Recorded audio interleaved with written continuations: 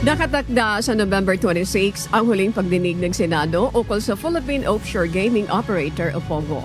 Dito ilalahad ni Senator Riza Hontiveros ang mga natuklasan niyang bagong impormasyon kaugnay ng umano'y espiya ng China sa Pilipinas.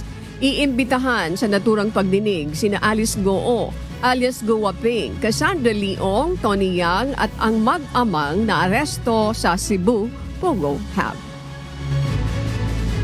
Siguro po abangan na lang dun sa susunod at huling pagdinig.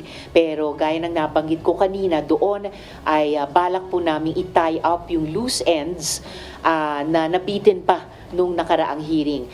Yung mga explosive na revelations doon sa Al Jazeera interview na finalo up po ng aming Zoom interview doon sa isang nakasama ni Shi Zhejiang doon sa bilangguan sa Thailand. At syempre, yung ding misteryosong persona ni Mary Ann Maslog.